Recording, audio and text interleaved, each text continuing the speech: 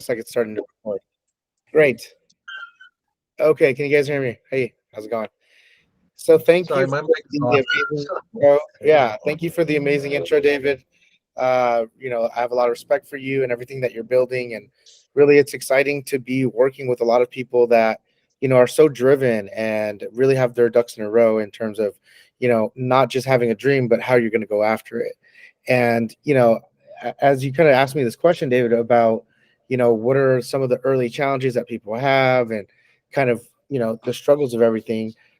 I reflect and I'm like, I've been knocking doors for almost 10 years. I've been knocking doors since, well, the early part of 2016. So, close to a decade, and so it's crazy to think because during that time when I had first started, I was actually getting my master's degree. I got my master's degree in social entrepreneurship and change. And basically, it took me in a direction where I was like, I'm never going to knock doors again. Right. I was like, I'm never going to knock doors again. I'm getting my education. I'm getting out of here. Like, that was my kind of thing. I swear. That's what's Oh, my I whole, know. I know. I've been there. and so, uh, it just so happened that I was pretty good at like setting leads, because, and I can talk about a little bit about what the formula is that I use. I have a couple of things prepared for everybody for today. Uh, that's on the call, but yeah, I mean, I could talk about a lot in terms of the last 10 years of the progression of door to door. I think that in the early days it was really easy. There was a one-to-one buyback. It was you would get a check at the end of the year. It was really easy, and people, it was this novel thing. And as we've seen over the last several years, now we see a market not just in California but really nationwide, where people understand, okay, there's different competitors, there's different ways to go solar. So the early challenges that I had were the same challenges that you guys have, I would imagine, which is, how do I make this reflexive, right? Like, my advice to all of you guys that are listening on here is, whatever your pitch is, it doesn't need to be exactly what my pitch is.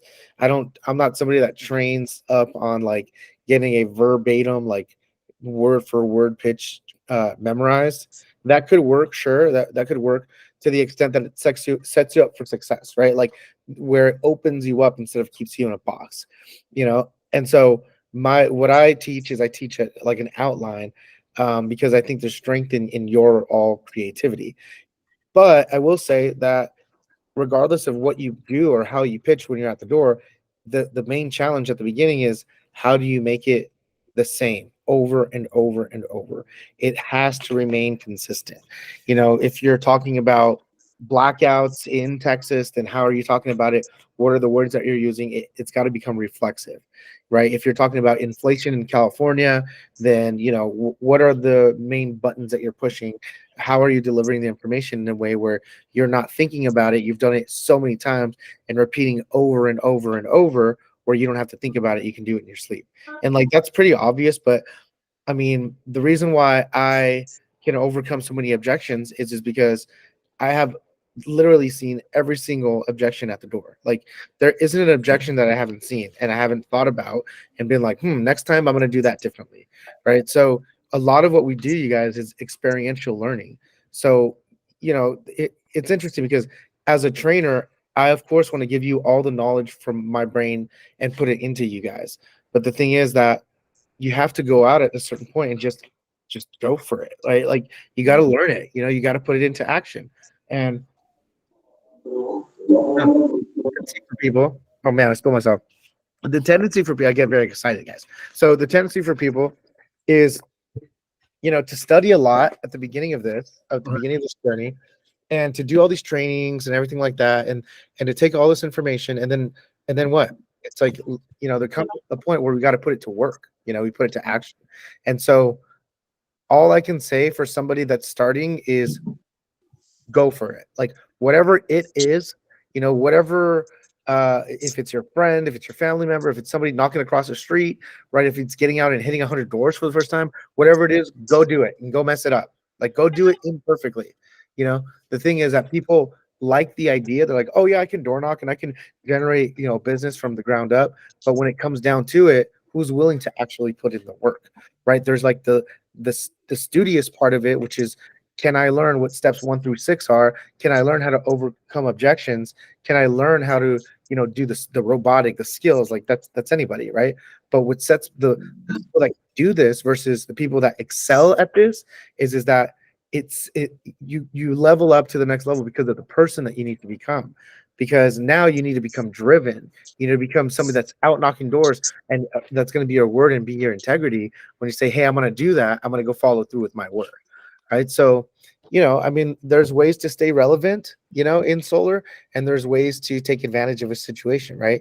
And so, what I would say is this: whatever you guys are doing, like, don't be afraid to get in and just get messy.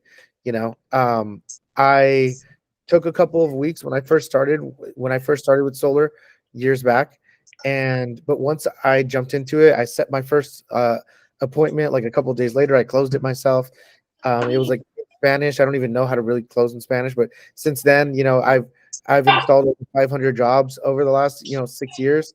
I've been a regional manager, a district manager, and I'll tell you guys, it's at the end of the day, we can make it something like, again, I have a master's degree, and our job is like not to take something that's very simple and make it very complex. Our job is to make something that's rather complex, like solar, and make it very simple, right? And I think that sometimes there's a tendency to make things harder than they are, and it is very, very simple. You guys, there's a monopoly in California, right? There's rolling blackouts in Texas. There's monopolies all up and down the eastern seaboard, right? And so all this does is it replaces the bill you already have with the bill that doesn't go up. That's it, right? Mhm. I'm not talking to people what type of micro inverters they have, or what their opinion is, or whatever else, right? But you know that's sort of my philosophy, is that let's just whatever it is, guys, you can't mess it up, because we're all learning this together, and that's the benefit of having a team. And that's why these meetings are so valuable, because these meetings that you guys have, you come back to the table, it's like, hey, this is what I tried, right? Hey, I Dawn is out in Houston knocking doors. Hey, I tried this. This is what I brought to the table. It worked or it didn't work, right? And so um I would say the main advice that I would give people in general as they're starting this is just to go for it, just to jump in, because it's a trap to need to get it right, to say the right thing, right? Because the easiest thing is this: I don't really know, I'm just getting started. I need you to talk to my guy, to my specialist, right? Set it up with me, set it with someone that can actually, be able to be more detailed with things, and get them to the finish line. But honestly, guys, I would say try to keep it simple. I can go through. I have a couple of things I can share my screen here in a minute, a couple of things that I had prepared for you, but like kind of where this conversation is going, I wanted to make it a little bit more interactive too. Like, what I'm saying, guys, like, does it make sense? Like, what's opening up for you guys as I'm sharing some of this stuff? So for me, it reminds me back in the days that I worked for Continental. I used to work for Continental Airlines, and we studied and we learned and we did all the things. And Yeah. then they told us you have to get on the phones, and we're like, oh my God, we have to get on the phones. And then after 11 years of working there, you're right. It became very robotic. It was, I could do it in my sleep, but sometimes I actually did it in my sleep to where I was actually saying it, in my sleep. So I get that you just have to go do it. And so it's like, go do it messy. Hmm. Yeah, 100%. Yeah, I hear that. And that's the tendency where we get stuck. I mean, I'll speak for myself, where I'll get stuck sometimes. I'm like, oh, this has got to come out just the right way, or I'm gonna mess it up. It's like, yeah, mess it up. That's part of doing this, right? It's like, I give you guys permission to mess it up. Like guys, it's okay. You're not gonna set every single person. You're just not. It's just not gonna happen. Right. And so I relieve you of the need to be perfect. Like, guys, go mess it up. Like, that's part of the fun part of this. That's part of the the journey, and the learning of it. And the cool thing is when you learn something, the knowledge stacks on itself. So you're never going to have to ask, what is a microinverter, or how does this loan work, right? Because each time, it's called experiential learning, right? Each time you're getting that knowledge and you're stacking on yourself. And before you know it, you've been in the industry, like, like I have, for almost a decade. And it's like, cool. I do training because I love to keep my sword sharp. And at the same time, I'm very confident knowing that, like, I've overcome a lot of these things, right? Because I haven't stopped to think to myself, am I doing it right? I've gone and I've messed it up. You know what I mean? So that's the invitation, is to get on the phones, because most of you guys are calling, right? Mm-hmm. Most of you guys are calling. Dude, Mhm. said like, do this one thing. Do this one thing. Just one thing. Make a promise to yourself and keep it. Mm. Say, okay, I'm gonna make amount of phone calls. What's a reasonable amount, guys? Craig, Don's, Pamela, Marco. What's a reasonable amount where it's like, this is an accomplished day for me? I was going for 20 conversations, but that is really hard. That is whenever you have all these voicemails that are happening, 20 conversations are nearly impossible. So I'm like, okay, well, maybe not. Maybe I'll go for the amount of phone calls, because Yeah, I was going to say 30 calls. yeah. 30 calls. 30 To calls. start. Okay. If you rolled out of bed and you said to yourself, I'm gonna make 30 calls, and you actually did it, would it make you feel good about yourself? Would you feel accomplished? Mm-hmm. At first, yeah, Okay, cool. that I did it. Well, my advice, you guys, is to start there, because then what happens is you create a story in your mind that I'm the type of person that sets goals and I hit them, Mm-hmm.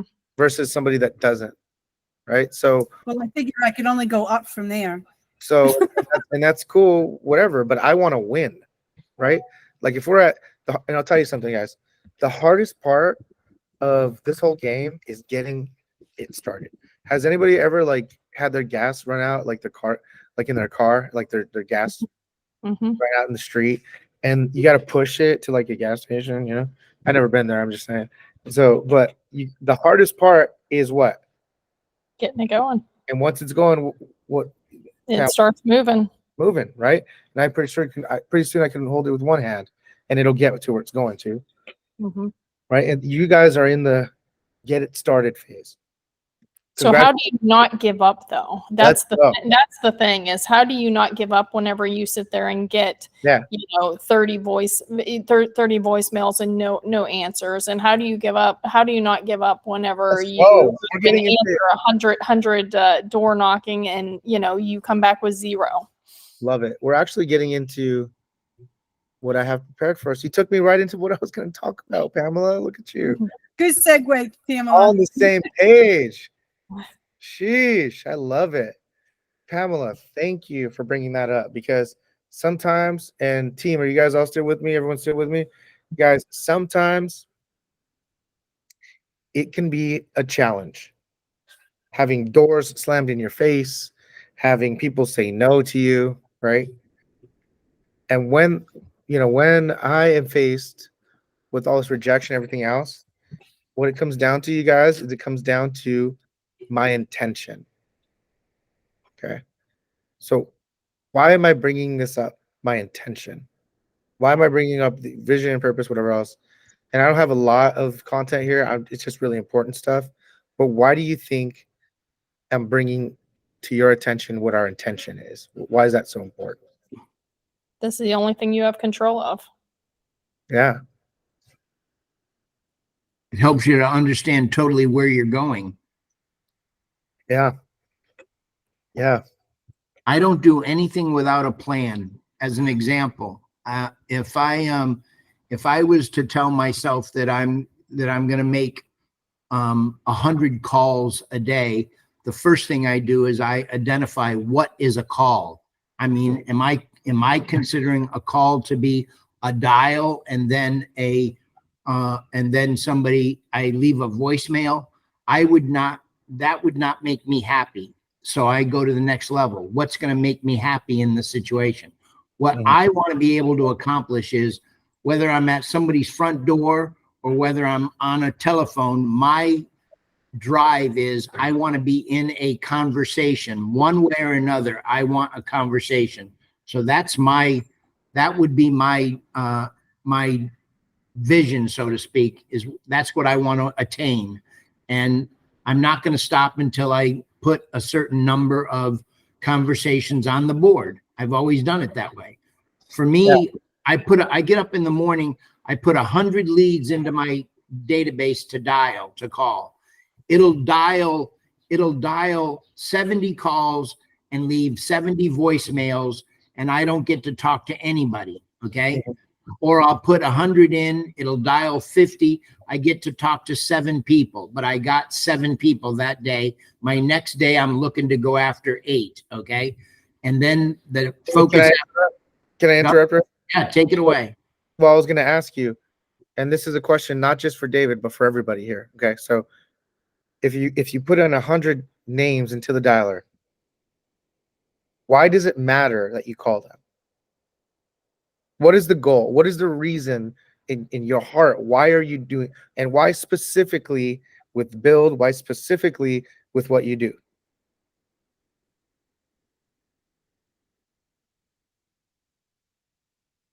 For me specifically with Build is I'm attracted to the network marketing piece.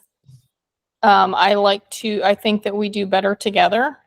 Why it's important is that, people are being taken advantage of. We had to deal with the 6 days of blackouts here in Houston. It was awful. And so to go make an impact in somebody's life. So what about, and I hear you 100%. I love where you're going with it. What about for you, Pamela? And what about for you, Dave? And what about for you, Don and Craig? What do you guys think? Like, why for you? Like, why is it important for you to make the calls? Like, what does that signify in your life? Mine has always for 30 some odd years, my reasoning is always to build a relationship. I am a relationship building individual. I don't care what comes out of it. I know what I'd like to have come out of it, but my vision is always about meeting somebody interesting and finding out where it takes me. I always talk about aiming at the heart and the head will follow. I like building relationships. I don't think about money. I don't think about the appointment.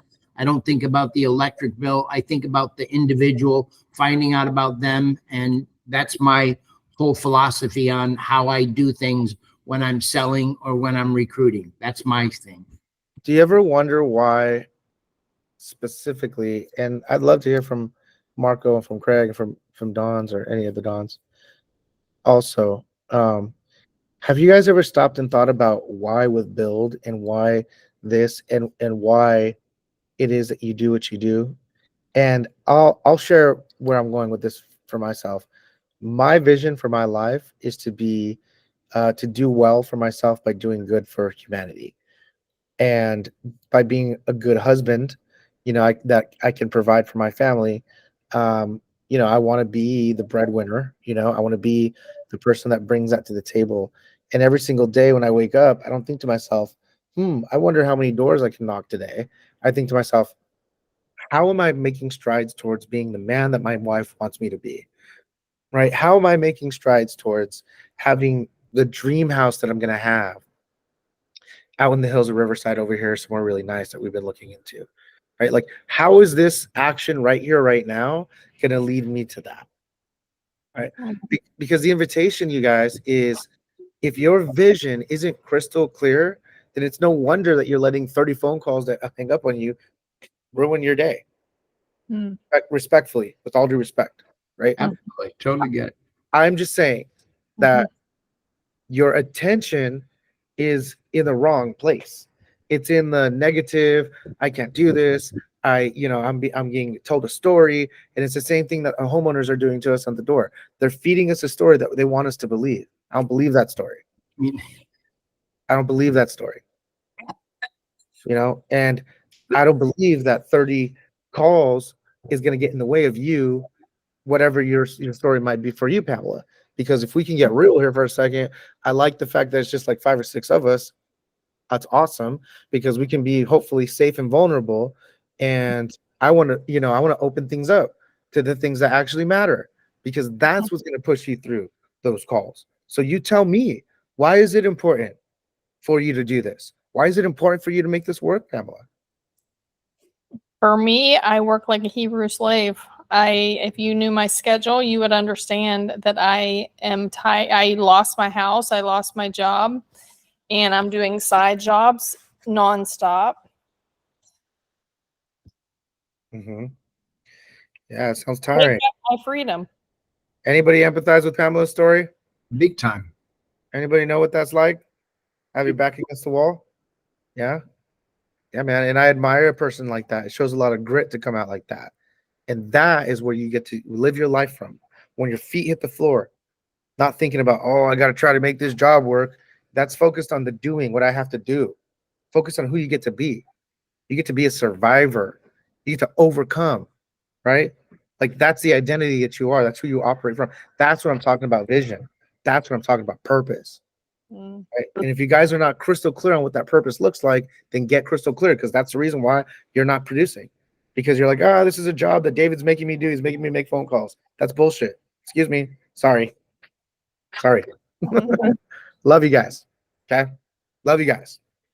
And because I love you, I'm not going to let you make that excuse for yourself. This isn't David's job or anyone's job to be like, hey, go do the work. Right? Like, what is the vision you have for your life? And you're only like, imagine this. Imagine this. So, and I'm kind of like all over the place right now. I hope that's okay. But I remember a time before net metering 3.0 happened, and everyone was like, oh, you got to get all these sales in. And I actually had gotten married, and I sold, $100,000 worth of commission in like a quarter, and I paid for my whole wedding with like the commissions I made from solar, because like the money was so good, and at that time I was like, man, one of these days, solar's not going to be what it was. And then boom, net metering 3.0 happens in California. And if you guys know what that might mean, basically the market changed, the buybacks worked a little bit different, and now they have to add a battery to the programs. Now systems cost more. So in general, solar sales took a big hit.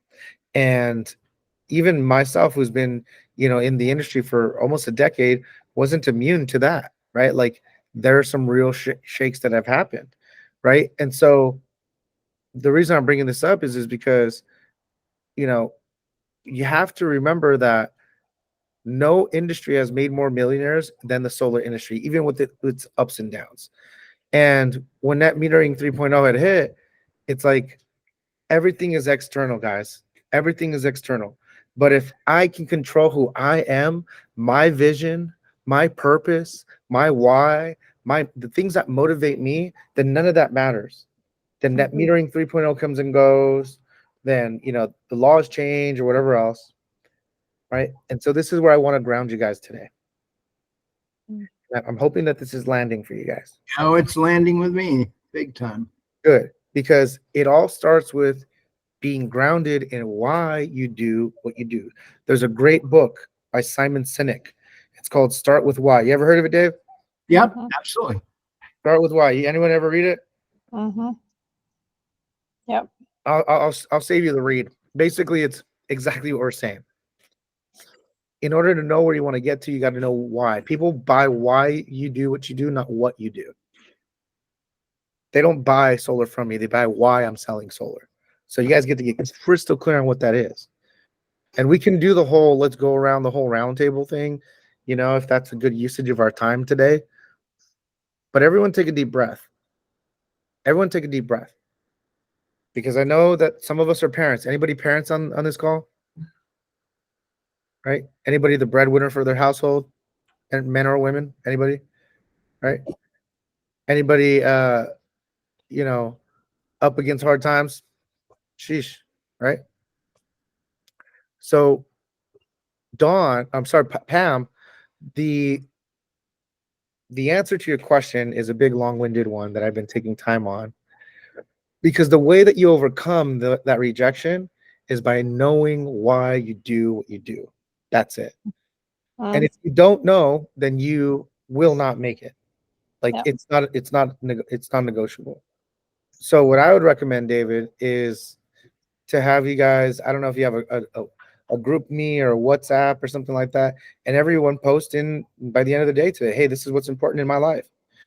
Crystal clear. Hey, I want to be the family man in my family. I want to be the breadwinner here. I want to send my kids to college. I want to pay off all my credit card debt. And then figure out what that's going to look like and put a by when. By when am I going to accomplish that? By when?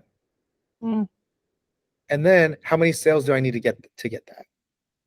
And from those many sales, how many conversations do I need to have? And from those many conversations, how many phone calls do I need to make to have those conversations? And if you were crystal clear with your vision, crystal clear with your purpose, then we wouldn't be having this conversation, right? Mm. What do you guys think? Yeah. I love it.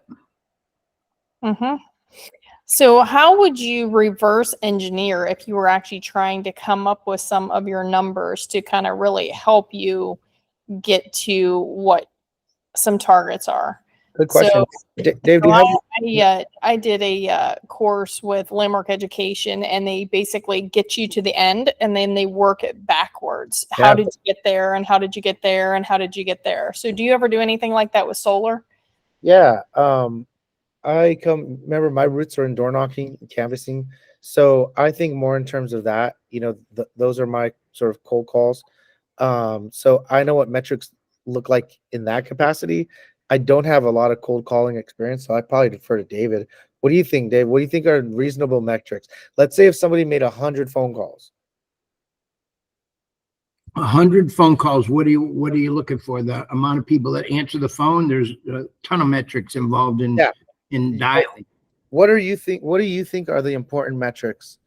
The number of dials that you do a day, the number of people that you actually have a conversation with, and a conversation is speaking to the exact proper person, not a child. You want to have a conversation, and that's it. The number of people that are not interested, and the number of people that are interested, and then your callbacks. Those are your metrics for cold calling.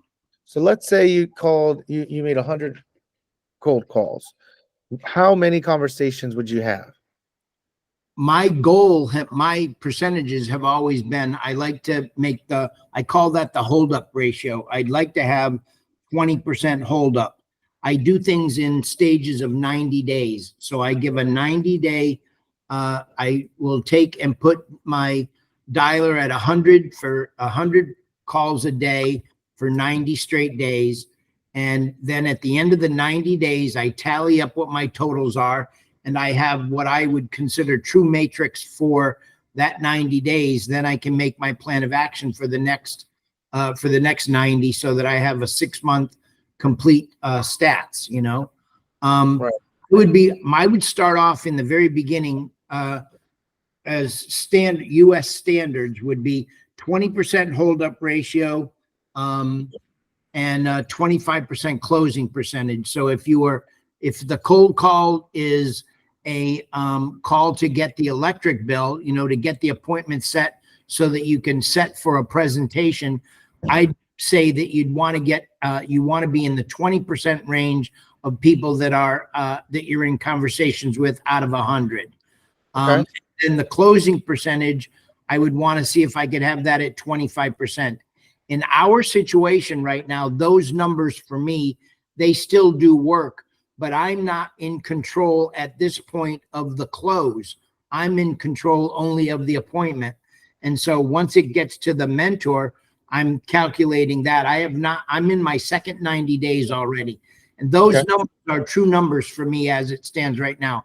I'm not at 20. I'm at about 16% of the people that I dial answer the phone. And then I take and figure out how many people answer the phone and then just hang up on you, or how many people answer the phone that are not interested. You take that into consideration until you get yourself down to your actual conversation to get to the appointment. Once you have those numbers, you're up and running. I'm glad. That's very good insight to have. And so I want to present this to you guys. I know a lot of stats that just came out, but I want to keep this super simple. This means this. Okay, what I'm hearing is this. If you make 100 phone calls, 20. 16 of them will answer. Right? Okay. So the invitation that I have for you guys is to remember that this is a statistics-driven game. And if you're making 30 phone calls and you're only getting proportionately, let's say, a third of what we're talking about, so you're only getting 4 conversations, right? And you're beating your head against the wall, like, can I do this? It's like, yeah, you only made 30 phone calls. It's not that hard, guys. It's just the numbers, right? You want to increase your effectiveness, increase your numbers. It's not that hard. It's just do more. That's it. Do more. So You what know- are your numbers on the doors? What I always strive for, and what I think David is saying the same thing that I'm saying, I would say if I were coaching you guys, I would ask you guys, I would say 100 calls a day. I don't know if that's where you guys are at. I would That's, say that's what I'm aiming for. 100 calls a day, and you guys would make 600 calls or 500 calls a week, depending if you work 5 or 6 days. I mean, geesh. I'm in my 13th day right now. I'm in my 13th day of 100 calls and 100 leads in my dialer. I have not hit 100, not one day yet. It doesn't matter to me. My number was 100 into the pipeline. I'm hitting, when I actually sit for a good 4 hours and let the dialer run and I'm not being interrupted and everything, I'm getting about 40. I'm getting about 40 good dials out of the 100. And I'm getting anywhere from 7 to 8 conversations. Okay. And Okay. it's not doing too bad. I am getting promises of electric bills, and if I talk to 7 people, I'll get 3 promises. Okay. Then the key piece to that after that is that those 3 people that promise they get tagged, and they are called no later than 48 hours after they promise. And that's my follow-up. So I keep a follow-up list, and I keep a call list, a daily call list. And as long as I'm following those principles, I'm getting my results. And my results, I'm telling you, it doesn't matter what industry I would go into. I'm going to use the standards. I'm going to use 20%, 25%, and 70% on a holdup ratio in different types of industries. But I've used those. And as long as I have those matrix for 90 days, I see where I'm at. If you're not hitting if you're following the matrix at the end of the 90 days, you only have to train yourself on fixing one part of the matrix to make it work for you. I mean, there's nothing wrong with making 30 phone calls and instead of 100, if you still get 20% of the people that you're in conversations with, that's a home run. I mean, it's a home run. If you do 70 and you get 20%, that's a home run. But when I started this, it was 100. That's no big deal that way. It's just what I'm doing. And I'm telling you, I have not hit 100 dials, not one time in 13 days. It's frustrating, that part, but I get it. It's not my why to dial 100 calls. Yeah. I do it because I like to know at the end of 90 days, where am I going to go for the next 90 days after that? And what's my year going to look like when I'm finished? That's how I think. Yeah. And I think, the point here is to be intentional again with your metrics, whatever those look like, because if you can, I didn't bring necessarily 100 dials up. If you guys settled on 70, right? Or 75, whatever it is, and you made that promise to yourself and you kept that promise, right? Simply putting in the work there's 2 skill sets. There's a skill set of we'll call competency, which is like knowing the script, knowing how to overcome objections, etc. And then there's also a skill set of doing the work. How am I going to make myself do more work, right? And kind of hacking your mind to get that done. So, again, it starts with the intention. If you had an intention to make 100 dials, then, I would say all things are possible and you could probably hit that. If you had an intention to hit 60 or 70 and have good conversations, then that's your intention. It is not my intention tonight to tell you what to do. You know what's going to put yourself in the best position to win. What I am saying is, if you're not having the success that you want and you're only making 30 phone calls, then just remind yourself that you can do this, that it's okay. You can do this. It's just the numbers haven't played out yet. You know what I mean? And so keep your head in the game is kind of where I'm going with this. So, okay, cool. If there's nothing else on that, I think we'll move to this next part and get some actual practical, because what I'm talking about here, you guys, is really the cerebral part of it and kind of the heart, right? Like why am I doing what I'm doing? what is the bigger picture here? I don't just want to knock on a bunch of doors. Like I'm chasing a vision, and whatever that might mean to you, I really urge you guys to share it with one another and to use it to hold each other accountable. Did you just use the word heart? Did you just use the word heart? Yes, I did. Okay. You have no idea how important that means to me. Okay. You and I have never had a conversation and used the word heart together, have we? No. Okay. I just want to make that absolutely clear. So you are a believer in exactly that piece, right? Know your heart and look and communicate in that fashion, correct? Absolutely. Okay, great. Appreciate it. It's not about, I can make money however I want, guys. Right. Like, you know what I mean? Like I can find a way to make money. It's not about that. It's about living a life of purpose, and I love what I do. And I'll take a pause here for a sec, because if you guys are not bought in 100% into solar, let me sell you a little bit on this. Going solar is single-handedly the biggest impact that someone can make on their carbon footprint in their lifetime. Like, they can buy a Tesla, they can buy whatever they want. Going solar is not even close to second place.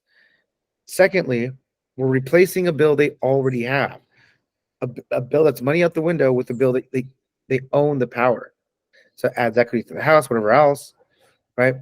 So it helps the environment, it helps them, and obviously it makes us a good amount of money. So I believe that business is meant to have everybody win along the way. The customers win, the homeowner wins, everybody wins as a result of this business taking shape. So that's where I come from. That's my heart. That's my passion. And I believe that that's the reason why I've remained relevant is because, I have a passion for it, and because I do things with integrity. So, okay, let's get into some practical stuff, because I would say some of this intention and everything, it's touchy feely. It's like, okay, dude, what are you talking about? But the actual practical components are important too. And like I said, I'm not attached to the way that you guys are pitching on the phone. I'm not here to like try to change the method that you guys have been using. But what I do want to share is the method that I've been using to knock on doors for the last 10 years. And this is what works for me. When I teach people, I think, Don, you probably have seen this before.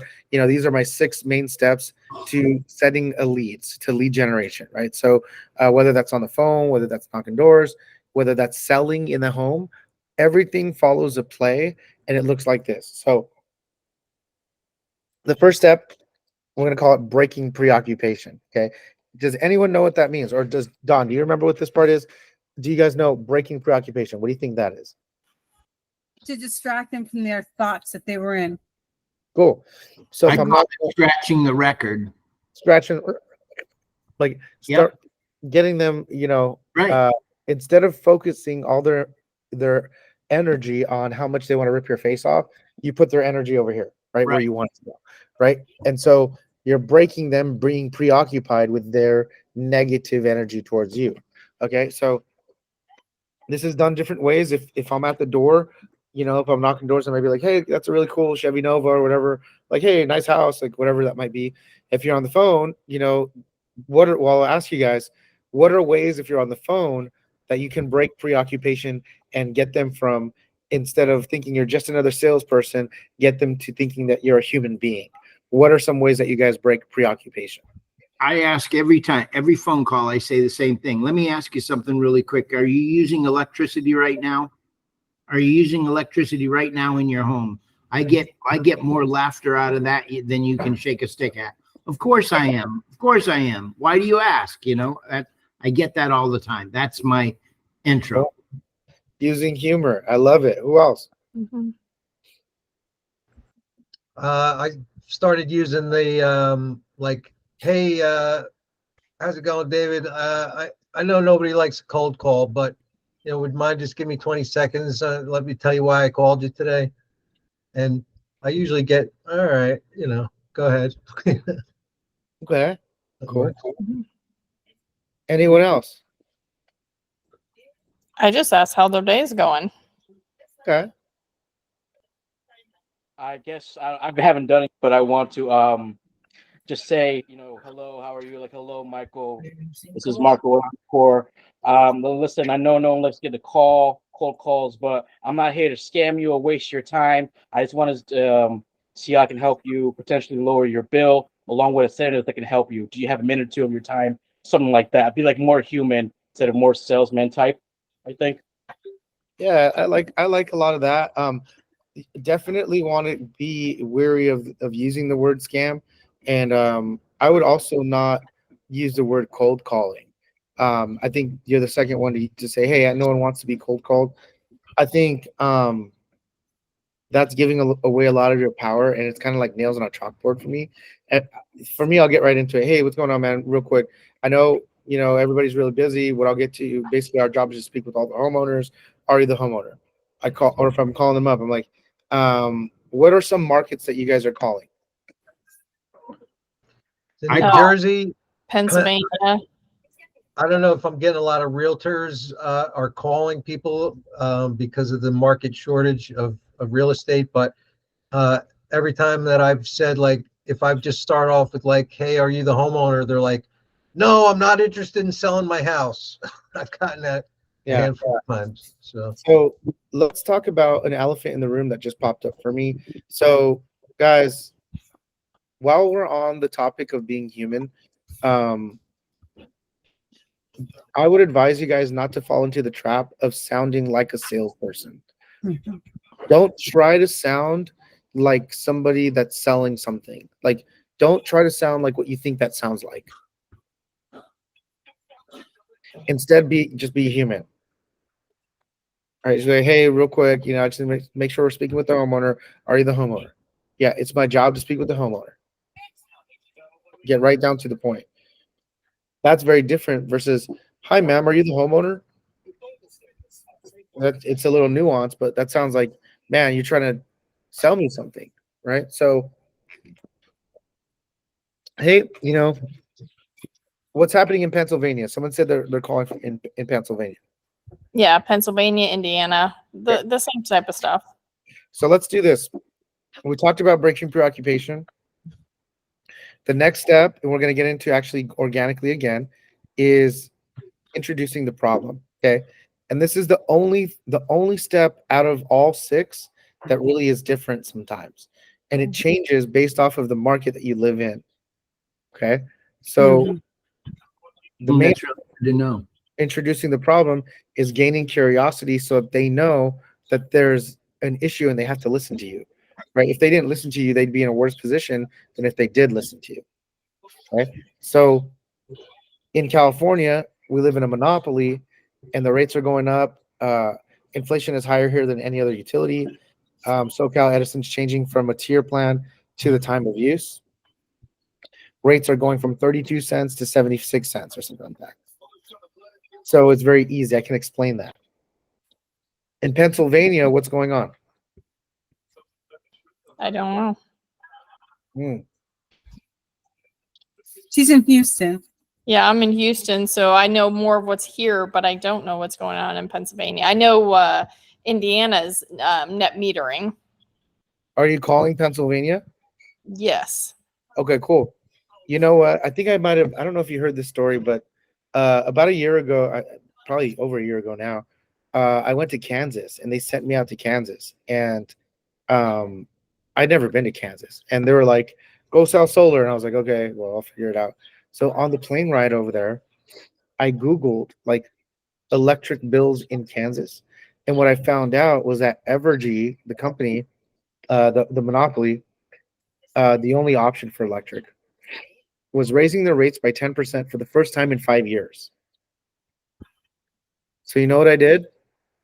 I pulled that up on my iPad and I knocked on someone's door. I was like, hey, the reason I'm here is because Evergy is raising their rates 10% for the first time in 5 years. Have you seen this article? It's like, yeah, did you see the news article? This is the video. Watch it. And they're like, what? And so that gains curiosity. It creates an emotional response and it illustrates a problem. Once there's a problem, then I can provide a solution. Mm-hmm. So Grant Cardone, if anybody knows Grant Cardone, talks about we are professional problem solvers, right? So first, what we need to do is we need to outline in clear as day that there's a problem. Okay, so I'm gonna give you some homework, Pam. Get it done.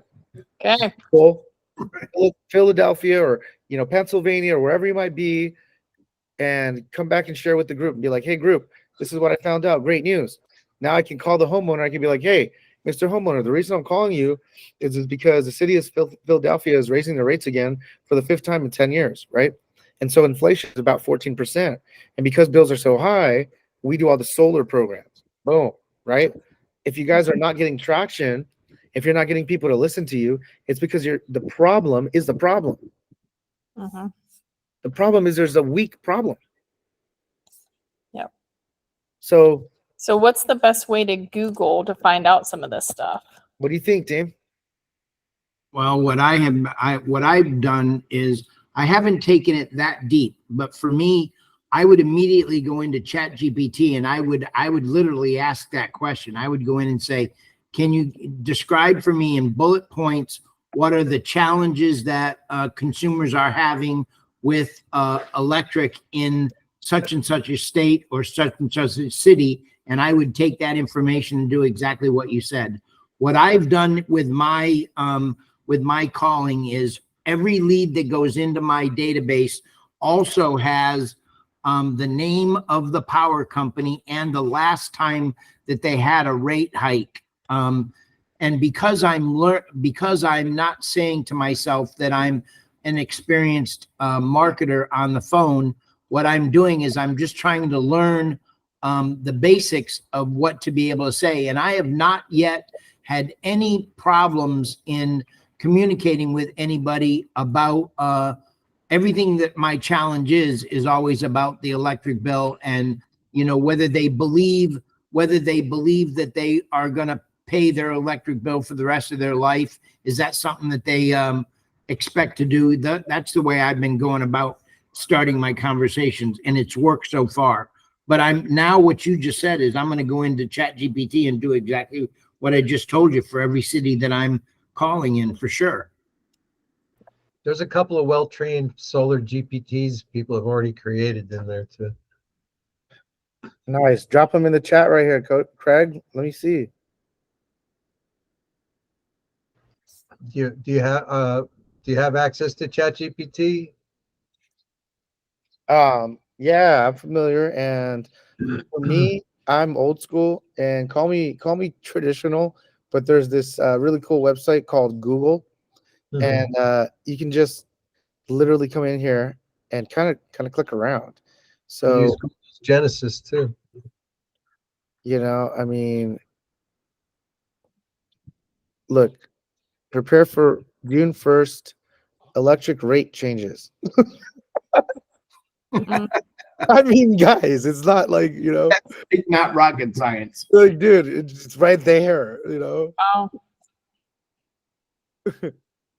Well, yeah, because you could print that out and. Dude, so you right in front of your eyes, Pam, he pulled up Pennsylvania. Right there. I saw that. Bravo. Dude, I wish I could take credit. It's a really cool website I found. It's called Google. This is the link right there too, guys, right? You can do this too, it's so that getting back to what where I was at is I'm going to lead us through the rest of this, and this will help make sense, and hopefully it'll help everybody with their pitches on the phone. So what are you hearing from me so far, guys? Checking in. Inspiration, for sure. Action. Yeah, what are you hearing? Thank you. I appreciate that. What are you hearing on these first 2 steps? I understand the importance of breaking preoccupation. It's something I've learned a long time ago, and I enjoyed, I know that I try to teach it. I wish I could teach it as eloquently as you do. Introducing the problem, I've never had that as a step 2. I guess it's just I guess in my mind, it's just a natural for me. I've never written it down the way you have it like that. So you can be guaranteed that once this is over, I'm going to steal that slide by running the meeting over again. But I'm going to grab that in a heartbeat and take this slide and use it in my trainings often, to be honest with you. And I'll learn it. I'll write it out, introducing the problem.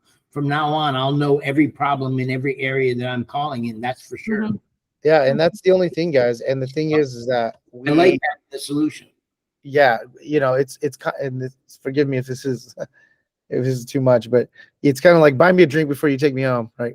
give me a give me a reason, give me a reason to do this. You know what I mean? Like, don't just come up and be like, "Hey, solar, you want it?" Right. Like give me a reason to consider this. You know what I mean?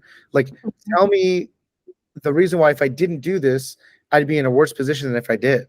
So I'm creating an emotional response. People, what is it? What is it? They listen to you with emotion and they close on logic or something like that. And so you want to get that emotional response out, and that's what we're going from step 1 to step 2. We're getting control of the conversation, and we're driving into the problem. It could sound something like this. Hey, Mr. Homeowner in Pennsylvania. Hey, the reason I'm giving you a call is because I don't know if you saw this, but the Public Utility Commission just showed that beginning June 1st, that there's rate changes that are going to be happening all over Pennsylvania. And so a lot of people in your area are complaining that their bills are going up. And so that's why we get called up, because what we have to do is find the homes that are being targeted by that inflation. How much is your bill usually? Mm-hmm. Okay. Right off the top of your head, perfect script. That's what I like. I don't like these 26 pages of script. I just steal out little pieces of it. I like the way you just did that. That's perfect. Good. Right off the top of your head. What are Perfect. yeah, in New Jersey, what is the it's PSE&G, right? Yep. Yeah, JCP&L, they had some rate hikes recently as well. Tell me about it, brother. Hit me with it, Craig. Tell me about it. I got to pull up the article, but I know PSE&G just raised rates like 5% for about 4 million of its customers across New Jersey. Boom, ring, ring, ring. Hey, Mr. Homeowner. Yeah, hi, my name is David with Encore. Just need to make sure we're speaking with all the homeowners. Basically, the reason we're giving everyone a call is because PSE&G is raising the rates 5% beginning August 1st. And so that's what our job is to do, is just basically find the homes that are being targeted by inflation. Yeah, how much do you guys usually pay during the summertime? At what point does So somebody... you're not stopping either. So I can hear you like just continuing and not having any pause. I'm taking control of the conversation and I'm driving. Don in and out. I'll get to you here in a minute, brother. So my thought is that if I can grab a hold of the conversation, I can drive it where I'm driving to. Remember this, closing doesn't happen at the end. It happens throughout the whole call, right? Mhm. So take control of the conversation, drive it in the direction that you want to go, right? And then don't let up. Like, get to the next part, because you're only going to have so much time during which they will be open to listening to you. So what we're trying to do is we're trying to get in breaking preoccupations, you have 7 seconds to get 30 more seconds. When you're introducing the problem, you have 30 seconds to get another 30 more seconds. Okay. Hmm. We're just getting a little bit more, a little bit more, a little bit more. Give me a little bit more reason to listen to you. One of the things about the leads that everybody's using is they are guaranteed, the leads are guaranteed to have 100% sunlight on their house for the entire day. That's the top qualification of the lead. So when I'm into it, I let people know. When I'm doing my spiel, I talk about, I'm not sure if you know this, but your home is in a place where you're getting 100% sunlight on your house all day long. And that's the reason you're probably getting lots of people showing up at your door talking to you about solar, and go through the presentation just like that. Yeah. Hey, Mrs. Homeowner, the reason I'm calling you is because your house is getting absolutely crushed by sunlight. Right? Getting crushed by sunlight all day long. You guys literally popped up on our list because it's 100%. See the guys, I'm pausing there. You see the conviction, right? And the passion, right? Like, get to a point where you can be confident with whatever that problem is, right? Like, and you're not making up problems. Like, problems really exist. Mhm. I want your brain, David. You can have as much as you want, girl. You know where to find me. I know. So, so we're not creating a problem. We're just simply illustrating a problem that already exists. So what I would say is the next time that you guys have your meetings, that you guys will be hitting up David and being like, hey, this is the problem that I found. How do you think I can position it? Hit me up. I'll work with you guys on scripting and stuff like that. But the rest of it is the same. You ever use the positives like early on, like the benefits when like certain states that have better incentives like New Jersey pays good, SRECs and stuff like that. Yeah. So I do. I'll keep moving here, and I'll show you where I do, because that is more in the number 4 takeaway. Because I'm like, there's a lot of benefits, but you have to qualify, right? It's setting me up for the close. So you're taking us right through the next step here, Greg, in the natural progression, and that makes sense, because my last part, while we're still on the problem, is until you guys have perfectly explained the problem, until you get people being like, well, we can't do anything about it anyways, or like, yeah, my bills are going up. Like, until you get that response, it's not time to move on to the next step. And that's why you're getting hung up on. Is because you're calling people and you're like, hey, you want solar? And they're like, because you already went straight to step 3. And there's no problem. There's no reason for me to listen to you. So I'm like, nah. Right. So now that we've illustrated a problem, we've given them a reason to listen to me. Hey, the reason I'm calling is because your house is getting crushed by sunlight. Hey, the reason I'm calling is because there's a 5% increase beginning March 1st, right? And so what we do is actually, there's a program in your area. It's a little bit different than the old program, but they're solar programs, and they help you lower your bill and replace it and protect you from this inflation for nothing out of pocket. Boom. Number 3 is quick. I'm done, right? Number 4, I get into takeaway, but the problem is, what's the problem, team? What's the problem? Not everyone qualifies. The problem is not everybody can qualify, right? So it's like a toothpaste bottle, right? It's squeezing into the next part, right? The problem, solution, but not everybody can qualify. It's the natural next thing, right? There's a lot of these new incentives in the state of New Jersey. They're actually really aggressive, and people are because there's a lot of people that are applying for these programs because the credits are so high. We have to make sure you can qualify, because a lot of the neighbors are applying right now. So there's only a certain number of permits and a certain number of credits that they're going to give out.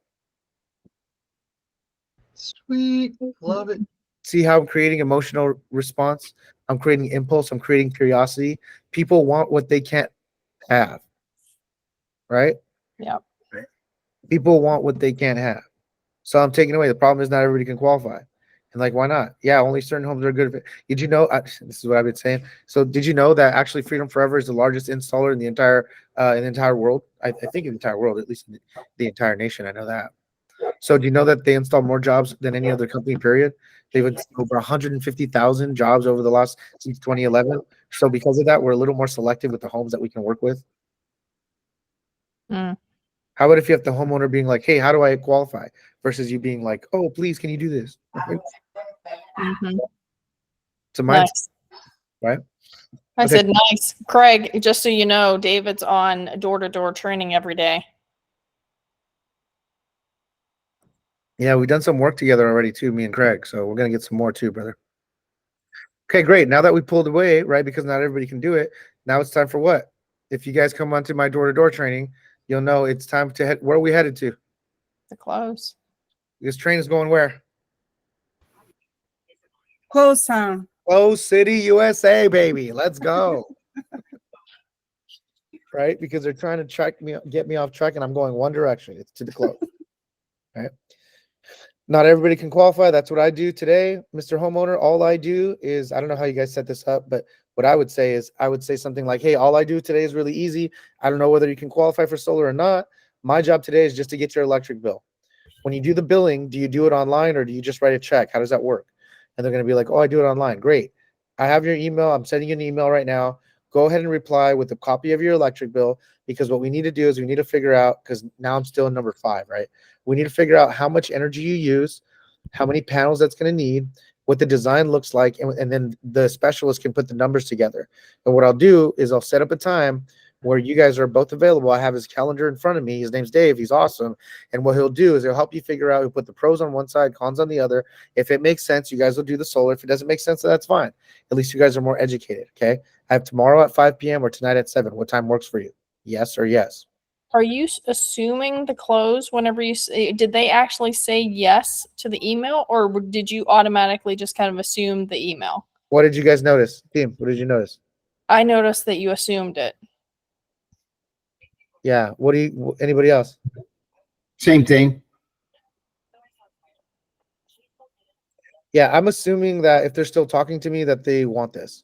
Right. I'm always and it doesn't matter to me whether I assume the close or what it is. My close is the close. I'm going through all the way. I know where, based on what you just said, I know where I'm messing up. I should be using the terminology of I'll send you my email right now. I haven't said that, and that's a stupid thing to not be saying. So for the next 90 days, you can bet your life I'm going to be saying, I'm going to send you my email right now. I'll keep them right on the phone and take them right through that process. Absolutely. Yeah. That is my miss right there. That's my miss. Because Good. I hate the word promised email. You promised me you're going to send it. Now, if I'm following up with them, if I do my follow-up, I say to them, look, you promised me, I didn't get it. And I did that and got my first 3 electric bills like within an 8-hour period of time by doing the follow-up. But I like the idea. I'm sending you my email right now. Go ahead and just send it, reply back, and we'll get you started by getting the feasibility study prepared. And all I need to do is set up an appointment with you. What's the best time for you? Tomorrow at 6 or 7, 8 or 9. That's the way I would go about doing it. Absolutely. Love it. Yeah, it goes back to intention, guys, because the question I have is this. I'll answer your question with another question. So what is the reason why you're calling them? What is your job? To get the electric bill. Okay. Mm-hmm. Anybody else? Start building a relationship. Okay. Cool. Anybody else? Advise them of what the problem is. Okay. It's some of the things that they may not know. Sure. What is the intention? What is the intended outcome of this interaction of you calling him or her right now? See if you can help them How? by helping them to go solar, How? by getting their electric bill and getting them a feasibility study. Oh, my goal. Educating them. I don't know about you guys, and maybe this is where, there's before steps 1 through 6. The first thing I started talking about today was what? Intention. Your intention, yeah. And if your intention is to talk about a problem, then you're going to talk about a problem. If your intention is to get the bill, then you're going to get the bill. If your intention is to set an appointment, you're going to set an appointment. Ask yourself, what is my intention of this interaction? What do I want? Don, put yourself on mute.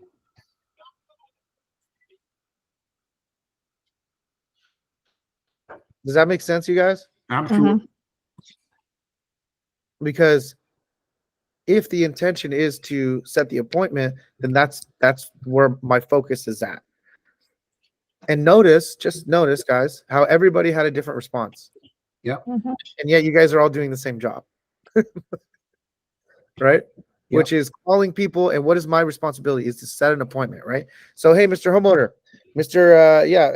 Mr. It's Chevalier. Is it Chevalier? Oh, Yeah. man, I probably get that wrong all the time. Hey, real quick. Yeah, I just need to make sure I'm speaking with the homeowner. Basically, the reason we're calling is because everyone's been flagged for high bills. Our job, basically, this whole area has been flagged for high electric bills. So we just have to speak with the homeowners. So I was going straight into a pitch. Where is this located? Springfield, Massachusetts. Springfield, Massachusetts. So yeah, I don't know if you knew this, but we all pay in Springfield. We pay a monopoly for electric, and they're raising their rates again, right? And so our job is basically there's state funding and a lot of state mandates that are forcing a lot of homeowners to go solar in the state of Massachusetts, and also there's a lot of incentives that are available from the state. But the hard part is not everybody can qualify, right? So I'll pause right here. Am I calling them to talk about what their electric bill costs or what the state of things are in Massachusetts, or am I calling them to get an appointment, right? So that's where people are like, oh, you talk so fast. I'm like, yeah, I guess, but I'm just really direct. And I can promise you guys that people respect that more than someone on the door being like, oh yeah, I don't know what to say, right? I agree with you. So David, if I could interrupt for a second. Yeah. Yeah, I'd Turn like your- to add, Gotta get the fan shut off, Don. Shut the fan off. We cannot hear you. That fan blowing in.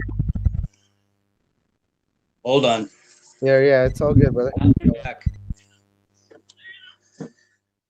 So again, this gets back to kind of what I was mentioning to you, Pam. Do I assume the close? Absolutely. I'm assuming that if you're talking to me, that you know that I'm the person that's setting a point. And because we're still on the job, I have 5 o'clock to 7 tomorrow. What time works? Yeah, I'm calling to set appointments. That's my job. Yeah, I'm the appointment setter. Everyone, I'm knocking on doors. I'm like, hey, I'm the appointment setter. What's up? Mm, Right? yeah, It's the mentality you gotta have. got it. Okay, Don's back, I think. You're on mute. Can you hear me? Yeah.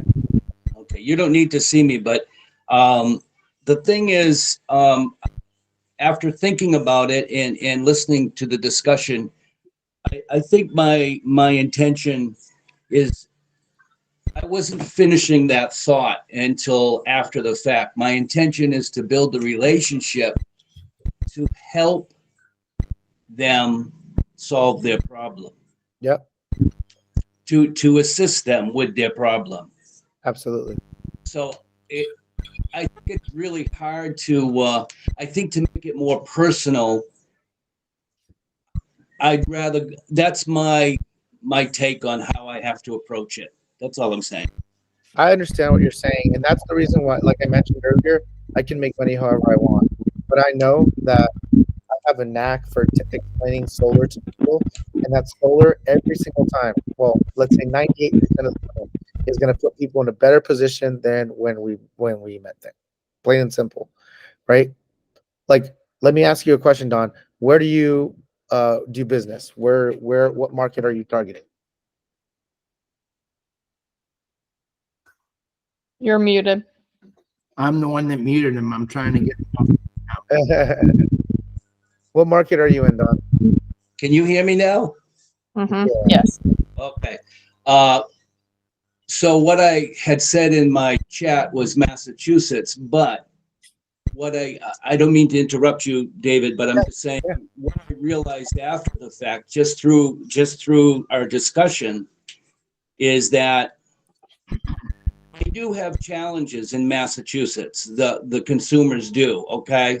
So that's what I've now kind of in my mind sort of refocused on. The one that I hadn't thought of, which I'm glad we talked about it, was not the obvious one, which is rate hikes and high costs and so forth. But the fact that perhaps the person you're talking to cannot qualify for solar.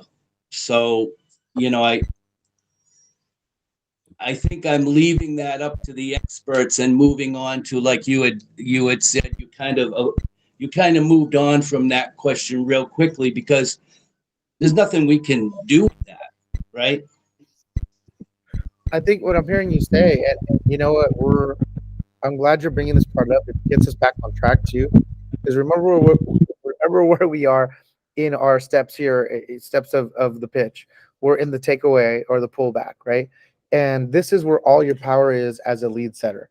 I don't know if you can qualify. What I need to do is I need to have my rep get connected with you so that they can figure out together, right? Like, and as somebody that knows what it's like to just set leads and what it's like to close deals, both, I will say that this is like the biggest and like the biggest perk that comes along with just door knocking is this part. Because you can be the one that's like, listen, I don't know how this is going to work. I don't know how much money it's going to be. I don't know what kind of panels. I Right. don't know what's the difference. Like, you need to talk with a specialist, and like that is such a superpower that you guys have. Right. If I could take advantage of that, like, you guys are just the lead setters or just the phone call. Like, listen, I don't know how it's going to work. Talk to the specialist. Your job is not to sell solar. Your job is to sell what? The appointment. The appointment. The appointment, right? Sell, edify me, edify solar itself. Pull Mhm. back. Not everybody can qualify. Get them interested in seeing the savings report, right? They got to come back. They got to show you the design, show you what it looks like. right? Mhm. So pull back, I close. You guys heard how I close. I give two options, yes or yes. I'm like, either tonight at 5 or tomorrow at 7. I'm not asking people, oh, hey, are you interested in this? I'm like, cool, I'm an appointment setter. You're still talking to me. I have today at 5 or tomorrow at 5. Time works. Mm. And they're going to be like, no. And I'm like, okay, great. What's the problem? And then I go back into the pitch, back to step 2, the problem. Because Yeah. somewhere along the way, I didn't explain the problem with enough and give enough emotional response. So whenever I get an objection, this is like an intro into objection handling. But whenever I get an objection, I deal with the objection. I come back to step 2 into the problem, and I go back into the pitch 3 times. 3 times. And at the 3rd time, if they're not wanting to talk to me anymore, cool. I'll hang up or I'll go knock on another door and I'll know that, hey, I did everything that I could. Run your processes and be unattached to what that looks like, right? So final part, buttoning up. This is, let's say you set the appointment, right? Because Pamela's going to take this info and tomorrow she's going to crush it on the phones. And she's going to be like, yeah, problem is not everybody can qualify, Mr. Homeowner. That's what I need. I'm sending you an email now. Send me a response with the bill. Cool, I got your bill. I got your phone number. I got your email. Tomorrow at 7 p.m. works for me. And for my specialist, he'll give you a call tomorrow. I don't know whether or not it's going to make sense for you. If you're like me, I need to see it in front of me to make the right call. But what David, what he's going to do is he's going to help you put it all on the table, pros on one side, cons on the other. If it makes sense, cool, do it. If it doesn't make sense, that's fine. At least you guys are more educated, right? But he'll be able to give you all the information you need to really make a decision, yes or no. Cool.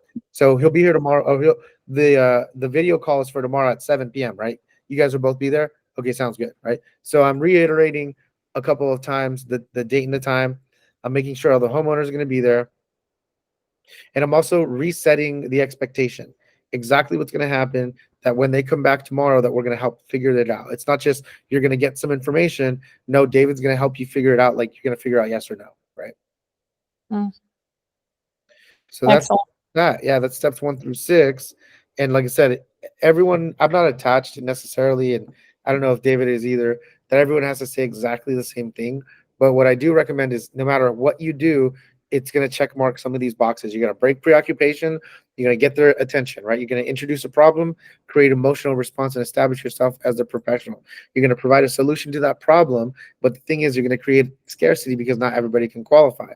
Once they're like, hey, how do I qualify? Then you're like, boom, now it's time to close. You close them down. You land the plane. You tell them exactly what to expect. And then you set the appointment. There's a clear expectation for the solar professional. I get on the Zoom with them. They're like, that person was great. I know exactly what to expect. You have the bill. I'm looking at numbers. I want to see the savings report. If it makes sense, I'm going to apply, right? Mhm. Because there's a difference between just setting a lead and setting a good quality lead. David, I just have a question. Yeah. About setting the meeting. I thought at the end we would tell them in a day or two someone give you a call, so then they'll set up a meeting with you, the time and the day for a presentation. I thought that's what we're supposed to say. So do we just do a meeting? Do we just tell them meeting the next day, or how does that go? Because I kind of misunderstood. David, I'll work with him on that because he's just an affiliate. So Okay. I can help him with that, with getting the meeting set up. You know what I was gonna say, and I almost just did it here. I don't know if you're okay with it, but I also, David, I can send my Calendly link. I was just gonna drop it in here, and you guys can always just have it on deck so you can see what times are available. Does that work for you, or you want me to do it a different way? No, absolutely. That's perfect. Okay. I'm using your calendar. So is Craig. I don't know if Pamela is. Not yet. Well, I Yeah. know I was going to ask you the same thing. I mean, how do they have to determine who they're going to use for a mentor before they can pull up an appointment? You can use me. I mean, I pretty much sell nationwide. As much as I do door to door, guys, I close equally as good. I've closed installed over 500 jobs over the last 6 or 7 years. You know, I've trained people on how to do this. I've been a district manager, regional manager. So You too. You said. I close at a high clip. What's that? I'm sorry. So you said we can use you? Yeah, you can Sure. use me. Yeah, I'll give you his calendar, Marco. Okay. Okay. Thank you. All right. Can you? Yeah, Yeah, I can testify. I did a presentation with David. He was incredible, very knowledgeable, very difficult clients, and he handled them with kid gloves. It was beautiful. They weren't that bad. Yeah, the husband was a little. David, can you put the link in the chat or no? Yeah, I'm trying to pull it up right here. Give me one quick sec. Thank you. Mm-hmm. I was gonna leave some time. I know we're a little bit over. I'm sorry. I wanted to respect everybody's time, but I'm trusting that this is some valuable info for people. Oh no, this is exactly what I want. This is what I wanted to have done for Super the valuable. Super valuable. Good, good. I would have interrupted you and said we're going to the opportunity meeting if I felt that it wasn't valuable.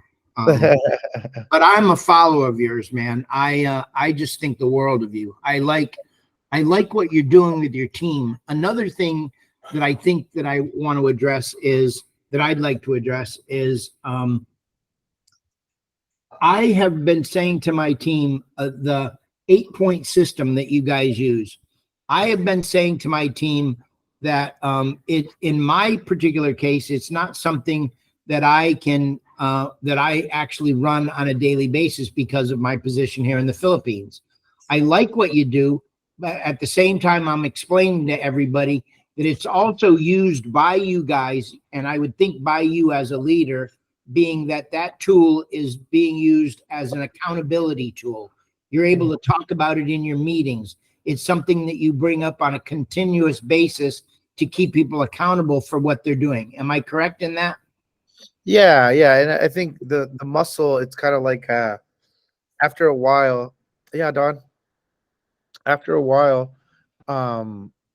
things become second nature, right? And it's like muscle memory. So the intention is okay to give kind of an awareness of what are the important things in my day. How can I be successful in the long term? Good point. Because it's like we were talking about statistics earlier. Like Steph Curry. You guys know Steph Curry. Sure. I think he's like Hall of Fame. He's like record-breaking 3-point shooter, right? Let's say over his career, let's say he's at a 40%, which is high, but that means that 6 out of 10 times he's failing, right? 6 out of 10 times he's missing the shot, right? And so, the invitation that I have for you guys is to really put in the work and like just trust that things are gonna, like, if you do enough of the repetitions, if you do put enough of the input, the output will come. Like, it is mathematically impossible to not succeed. Like, there's gonna be some people that are like, yeah, okay, come on over. Like, it's gonna happen. You can have the worst pitch in the world. I just did a whole entire pitch training, but like, you can have the worst pitch in the world. You can be like, hey, want solar? And you can call 500 people, and I get somebody's gonna be like, yeah, right. So like, don't overthink it. Like, I know that I gave you a whole bunch of information today, and also make it easy on yourself. Like, just be a human, connect with people. Remember that, you got to create a problem and then solve that problem. And as long as you do that, you're going to find some nuggets that are out there. So I wanted to leave some time. So I have some, about 10 minutes if you guys want them for some more questions and answers. If you guys want to ask anything directly. Are you the leader of the, what is your position with the headquarters? Is the headquarters JC's office? Yeah. And so are you like the team leader for the door knocking program? Yeah, I'm like the one that's kind of in charge of the program, and I've been training up some of the other guys on how to train them. So yeah, I guess you can call it that. There's no official title, but like, I'm the kind of guy, I just give info because, I think that what goes around comes around, and by helping everybody else build and level up, that, where they say a high tide rises all ships, so But that's are you the guy that's scheduling the door knocking sessions, times, locations, different things like that? Yeah. You're actually running it as if it's a business. It's a full-time gig. What are your hours of operation? What are your hours that you're out in the field? So we have correlation every day from Tuesday through Friday at 12 Pacific Standard. I run Wednesday and Friday meetings. My partners, David and Louis Rangel, do Tuesdays and Thursdays. So we kind of tag team on that. I run a lot of appointments, to be honest with you. So I'm not really in the field as much as I would like to be, But when I am, I like to be knocking doors between like 2 and like 7, when a lot of people are coming home. A lot of people are coming home at 2 o'clock. People, it's the beginning of. It's like I would rather come in at 2 o'clock versus coming in at like noon. Hmm. Because I'm only going to be working 4 or 5 hours. So if I come in at 2, I get my legs underneath me. I mean, people aren't like, it's not like super busy like it is at 5 o'clock, but at least people are back from bringing the kids home from school. Some people are around. I would say that the higher traffic is going to be between 5 and 7, but I want to get to the field early enough. Gotcha. Yeah. How do you teach your team about, give me an idea of what you're teaching your team to look for when they're going up to a house. As an example, are you talking to the team about they're walking up to a house, they see that it has incredible sunlight and a beautiful home, well manicured, that kind of thing. They knock on the door, but nobody answers the phone. How do you talk to your teammates about follow-up on that particular home? Do you have follow-up into neighborhoods? Do you set that kind of a thing up? Yeah, we have an app. There's like, it's kind of like a Google Earth that you can like mark the doors that you've knocked, and you can keep it kind of like a tally and like a reporting tool. I would say that, for me, marketing, it's all about numbers. And that's like what I really hope you guys take away from today's training is to detach. And I'm the kind of guy, like, I have no problem walking off of a doorstep and just like trying the next door. Like if I feel like nobody's home and the house is really empty, I'm like, yeah, I need to protect my own energy and my own confidence, right? So I want to, just like you were talking about earlier about having conversations, I want to have conversations at the door. But I don't necessarily discriminate in terms of, one house is better than the other. I think there's certain houses that you can tell that look like renters. So I'll sort of make that note. But pretty much when I'm knocking doors, I'm like head down, feet moving, next door, next door, next door, next door. And that's really what I recommend for you guys to be on the phones is like carve out a 4-hour time block where you put your coffee next to you, put your headset on, and you just crank them out. How often are you going back to the same neighborhood? Sometimes I do. So there's let me show you this tool real quick. Do we have access to the app that you're talking about? You should, yeah. If you don't, then you can send an email. I've sent instructions on the door knocking app or the door knocking WhatsApp, Okay. and there are instructions there on how to. You just email Jessica. So this is kind of what I don't know if you might see that, Yep. but basically what it looks like is you can mark like different doors. Okay. What's the name of it, David?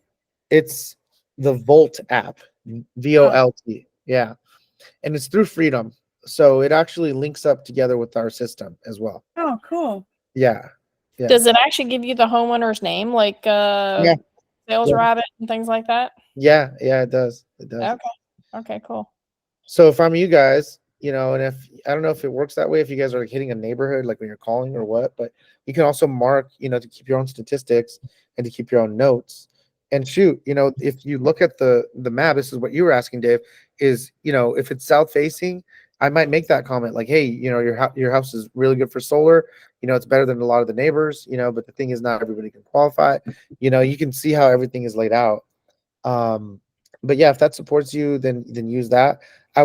That's my answer to that question, Dave, is, we use our door knocking apps to keep tabs on everything, and I'll keep follow-ups in that way. But like, honestly, door knocking is a little bit different. There's a lot more there's a method where you can do what's called farming, and you basically stay in a neighborhood and everybody gets to know you, right? So Right. that's one way to do it. There's other ways where people just hit a bunch of doors, it's kind of quantity over quality. So, it all kind of depends on the way that you want to approach it. How many team members do you have, or how many other door knocking professionals do you know out there that actually have built a business out of door knocking? As an example, if you decide, like if I was back there, the first thing that would be in my brain would be I'd be out at the campus looking for, you know, at the University of Massachusetts, I'd be out looking for, you know, 6 or 8 guys that I could just take out into the field with me and start training those guys. What kind of incentives do you give to a guy like that you want to work with? Or are you guys all focused on just having affiliates out in the market doing door knocking? Yeah, no. I do have a relationship with the university. My wife has been working with the local university, UC Riverside, here for 10 years. So I am involved in some capacity with like some of their like job fairs and stuff like that when they have like boothing events. But yeah, I mean, it's incentive enough to have somebody come on and make $3,500, you know, in their first week, you know. So for college kids and for young kids, it's very exciting. But yeah, I think that the first part of your question, how many professionals do I know? I mean, most of my friends. Most of my friends own businesses in solar. They've knocked doors their whole time. You know, like I said, I've made multiple 6 figures the last 5-6 years, just knocking on doors and getting stuff closed. There's like most solar companies knock on doors, and that's all they do. Build is unique in that there's other ways to get it done. But Tesla, Sunrun, Solar City, the old school days, Sun Power, any of these companies, they literally all knock doors. That's how solar is sold. It's like DirecTV or Spectrum or something like that. Like it's the way that solar is sold. So do you guys make all of the, do you have all of the affiliates, anybody that's outdoor knocking, do they pay for their own collateral material? And what collateral material do you use out there? What do you recommend? usually just like an iPad and materials that illustrate the problem, whatever the problem is. And then, yeah, I'm like, hey, the reason we're here is because of this problem, right? We do the solar program. We can walk people through. So, you know, there's like a jot form or like an order form that you can use on your Encore website where people can, like if you're in the field, you can actually pull up the website and you can submit like an inquiry and it'll set like an appointment, which is pretty cool. So you can do that. Yeah, but between those tools, you know, between the Build Network website, the Encore Solar website, Freedom Forever Volt app, as well as any marketing materials like things that illustrate the problem, things that illustrate that there's an issue, right?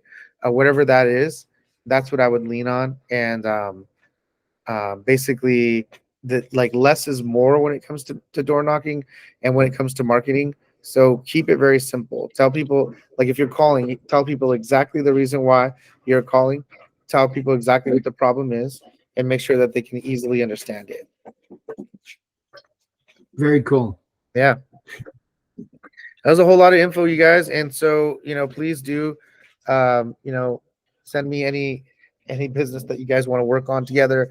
Like I mentioned, I close at a very high clip. I would love to mentor you guys. And, you know, like Craig had mentioned, we're working together in as a partnership as well. So I'd love to mentor you guys and bring you guys on and to work with you guys too. And feel free to hit me up directly if you guys need anything, you know where to find me on the WhatsApp. You bet, man. Thank you so very much. Kudos. Thank Nice job. Loved Good, it. good. I'm glad. And if there's any other time you want me to drop back in, let me know.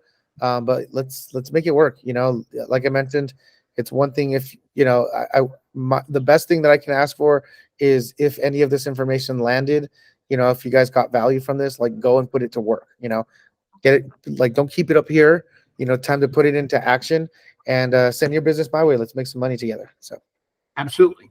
Sounds good. appreciate you guys. Again, Good night. thank you. Bye. Right. Craig, make sure you get with me. Yeah, I'm here. What do you, everybody else left? I got to do a meeting here with Don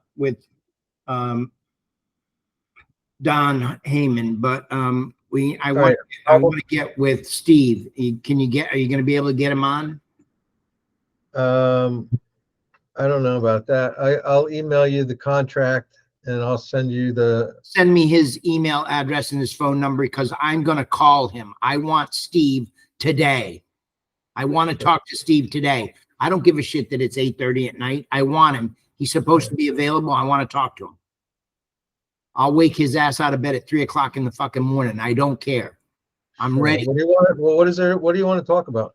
I want to talk about the business. I want to know, I want to actually know the compensation. I want to know the compensation. It's all in the contract. Okay. I want to I'll talk. get him.